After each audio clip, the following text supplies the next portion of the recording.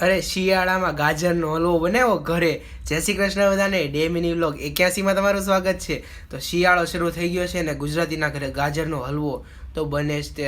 એવા મસ્તના ગાજર આવે છે અત્યારે, એવા મસ્તના દેશી ગાજર મસ્ત મમ્મી લઈને આવી ગઈ હતી. 3 કિલો ગાજર લઈને આવી હતી. અને અમારા ઘરે કેવું મિક્સર છે ને એમાંથી એટલી ઝટપટ આપણું ગાજર ખમણાઈ જાય ને, તમે જો આમ ચપટી વગાડો ને ત્યાં તો ગાજર ખમણાઈ હોતે ને ગયું હોય. તો મસ્તનું એક ટોચ વાળી લીધી ગાજરને, અને પછી એમાં નાખી દીધું આપણે કુકરમાં નાખીને એમાં નાખી દીધું જરીક અમથું દૂધ, અને દૂધ નાખીને પછી એને સીટી વગાડીને બકડિયામાં ટ્રાન્સફર કરી દીધું. અને બકડિયામાં ટ્રાન્સફર કરીને જેટલું દૂધ નાખ્યું હતું ને બધું બાળી નાખ્યું, જ્યાં લગીને ઘી છૂટું ન પડે ને ત્યાં લગીને. દેખાવમાં તો એવો મસ્તનો લાગે છે, નેચરલ કલર છે, બાકી કાંઈ આર્ટિફિશિયલ કલર નાખેલો જ નથી. અને તમે આમાં છે ને મલાઈ નાખી શકો કાં તો માવો નાખી શકો.